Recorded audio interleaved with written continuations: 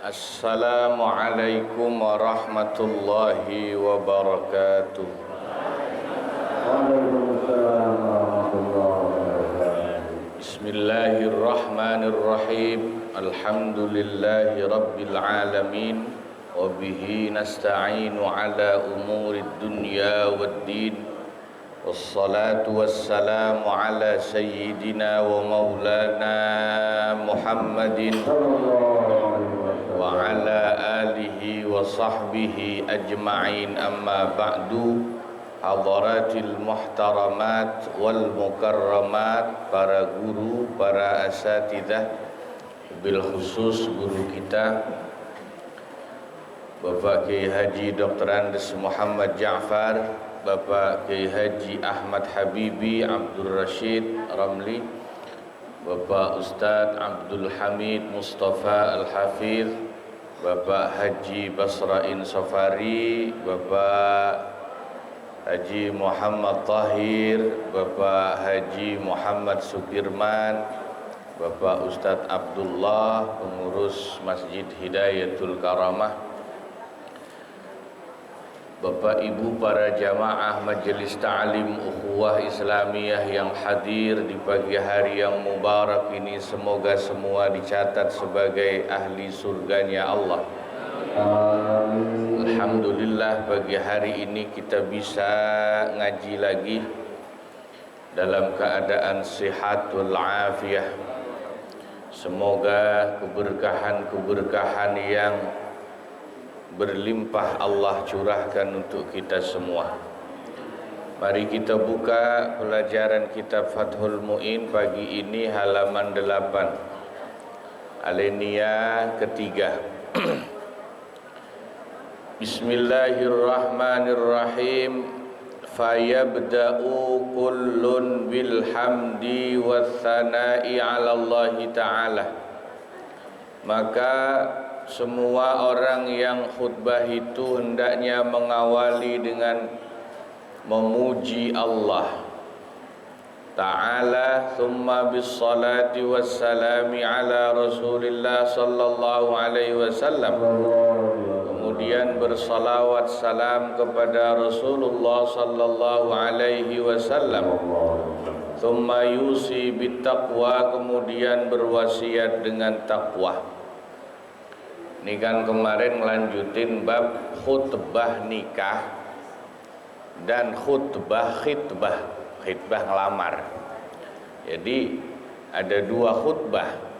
Pertama khutbah khitbah, khutbah saat melamar. Nanti sunnah saat ijab qabul, sebelumnya juga ada khutbah. Nah, khutbah itu prinsipnya, termasuk khutbah Jum'ah, khutbah Id dan lain-lain, tidak boleh meninggalkan tiga perkara.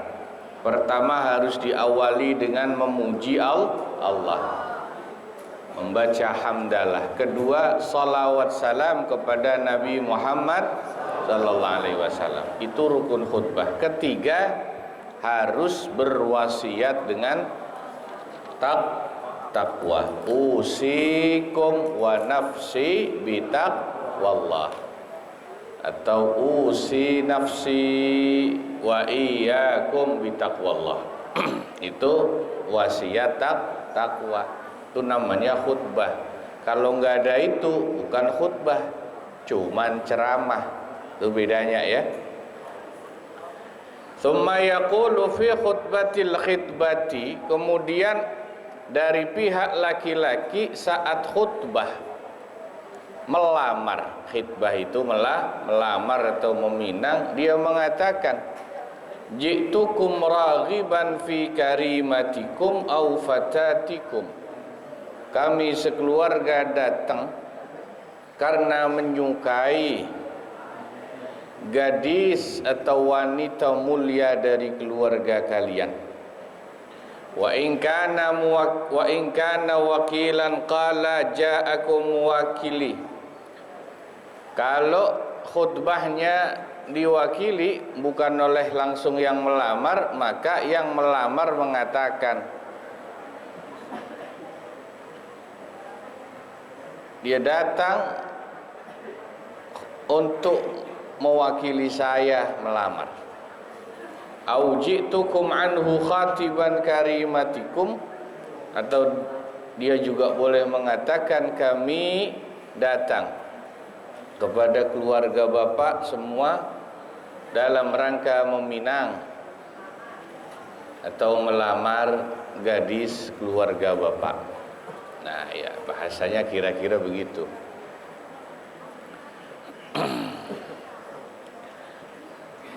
Fa khatabal waliyu au naibuhu kadzalika, maka kemudian kalau sudah khutbah atau sambutan dari pihak laki-laki yang melamar, gantian dibalas khutbah sekaligus penerimaan dari wali, itu ayahnya si gadis atau yang mewakilinya.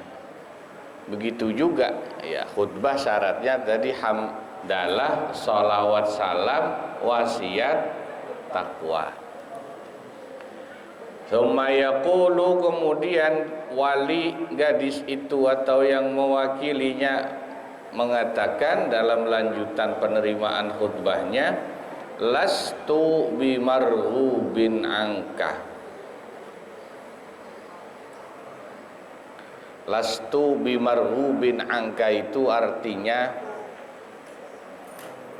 saya bukan tidak menyukai kamu. Itu sambutan penerimaannya kalau orang Arab di kitab-kitab klasik jawabnya gitu. Agak muter-muter ya. Saya bukan tidak menyukai kamu, alias ya suka, cuman bahasanya dibikin muter dulu ya.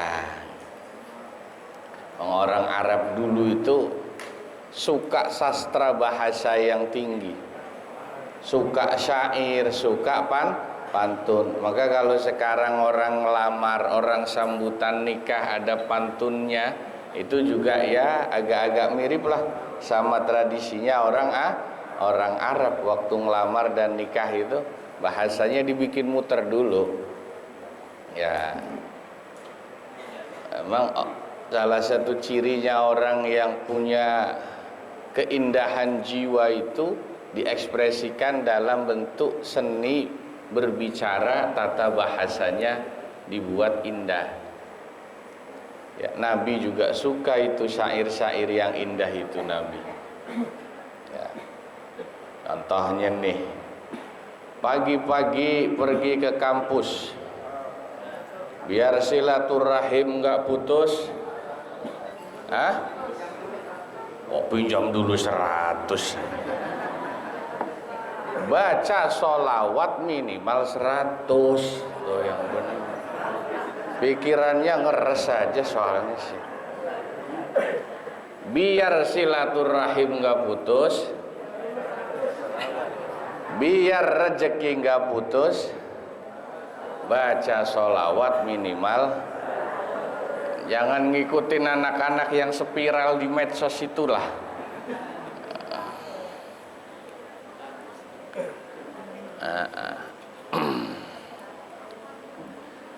Nah itu begitu.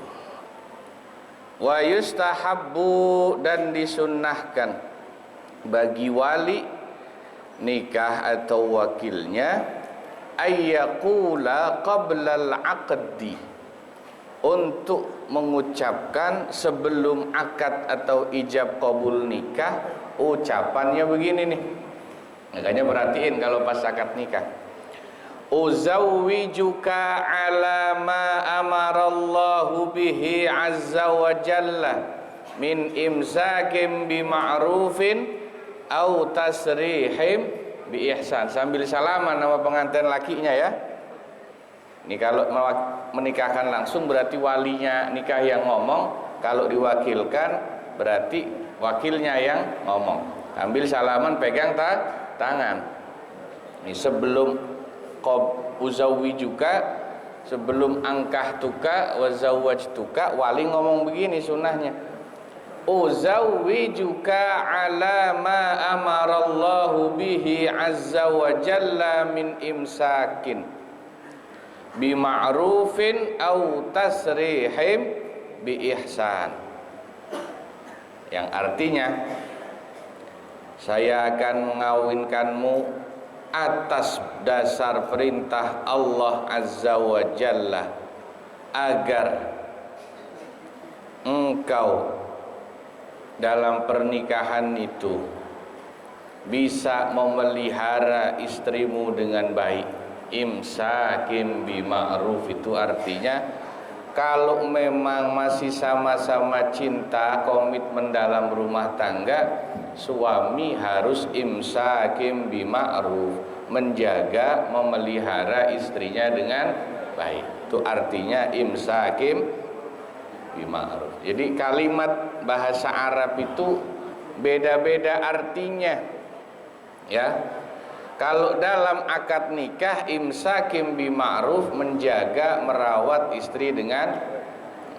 Kalau dalam kasus makan sahur bulan puasa, imsak artinya berhenti makannya, udahan.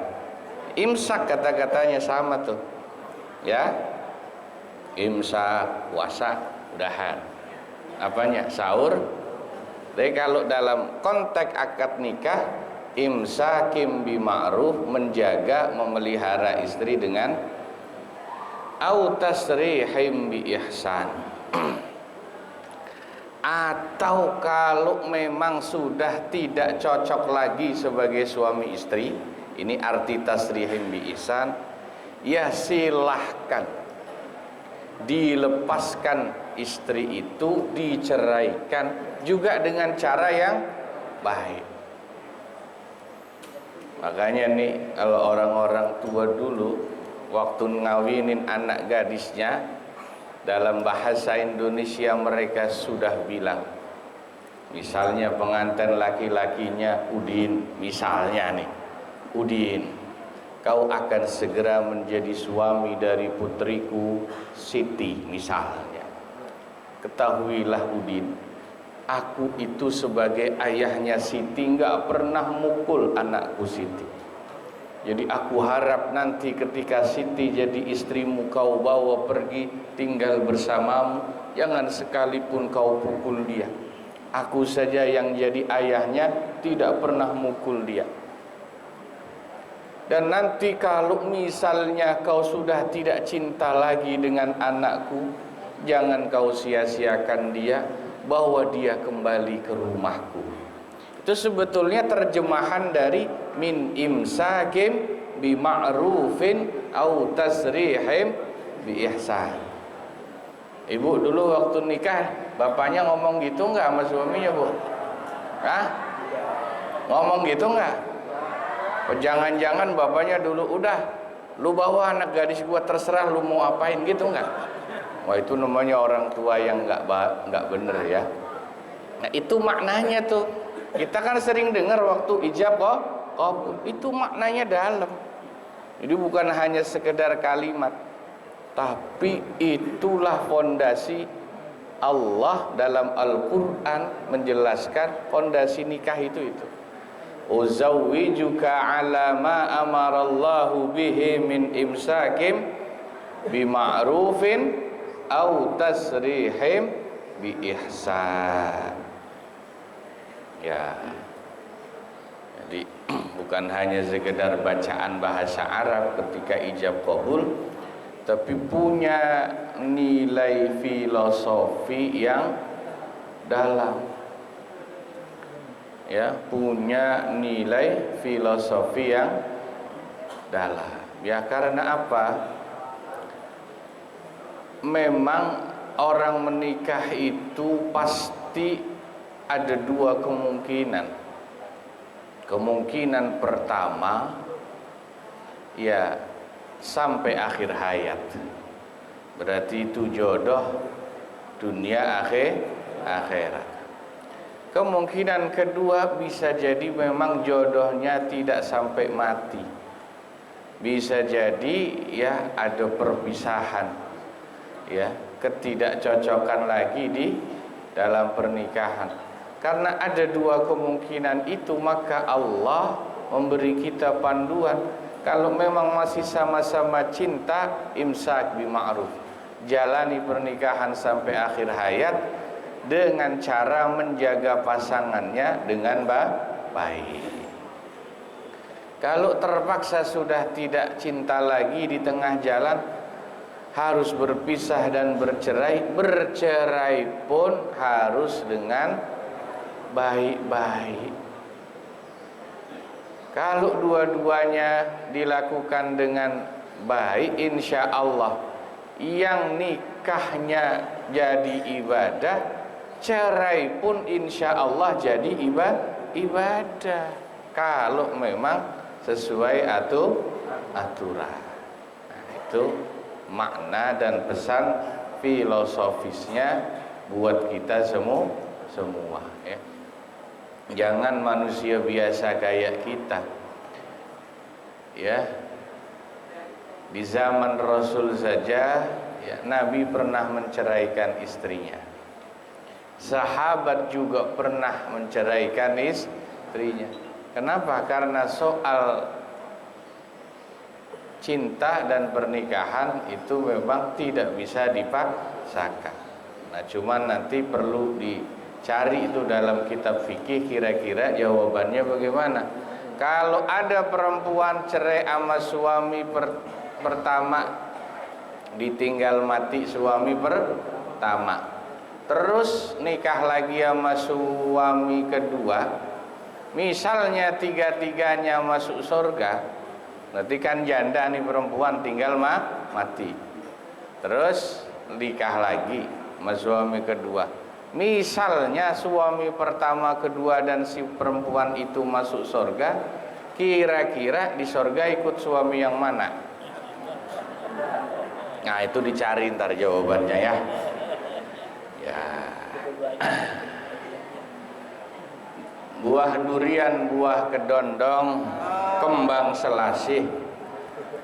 Sekian dong. Terima kasih.